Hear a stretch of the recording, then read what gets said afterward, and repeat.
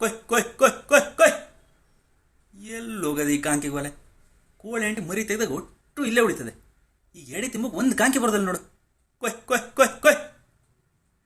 ನೋಡ ದೊಡ್ಡ ಆ ಹಲಸಿನ ಮರದ ಮೇಲೆ ಕೂತ್ಕೊಂಡದೆ ಒಂದು ಬರೋದಿಲ್ಲ. ಕೊಯ್ ಕೊಯ್ ಕೊಯ್. ಹಾಳಲ್ಲ ರಂಡಿ ಕಾಂಕಿ ಬರೋದಿಲ್ಲ. ಬಾ ನಾವು ಉಂಬುವ. ಹೌದಾ, ಗೌಲ್ ಹಾಕ್ಲೆಲ್ಲ ಹೇಳಿ ಬೇಜಾರೇನ ನಿಮ್ಮ ಅಜ್ಜಿಗೆ.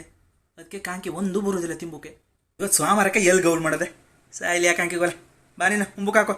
ನೋಡಿ ಗೋಪಾಲ್ ಮಾವನ ಇವತ್ತು ಅವ್ರ ಅಜ್ಜನ ಪ್ರಸ್ತ ಹಾಕೊಂಡು ಬಟಾಟಿ ಸಾರು ಮಾಡಾಕನಾರೆ ಒಬ್ರು ತಿನ್ಕೋಬೇಡಿ. ಹಾಂ ಸುಮ್ಮನೆ ನೋಡ್ತಾ ಇರುವ ಇವ್ಗೆ ಮಗ ಅಲ್ಲಿ ತಿನ್ಕೋಬೇಡ. ಹಾಂ ತಡೆ ಅಪ್ಪನ ಕೆಲ ಅವನ ಕೆಲ ಆಮ್ಲೆಟ್ ಮಾಡ್ಸಾಕ್ತೆ. ಹಾಂ ನೋಡ್ತೇವಳಿ ಬಂದ್ರೆ ಮರಲ್ಲ ಅಲ್ಲಿ ತಿನ್ಕೊ ಬರುವ.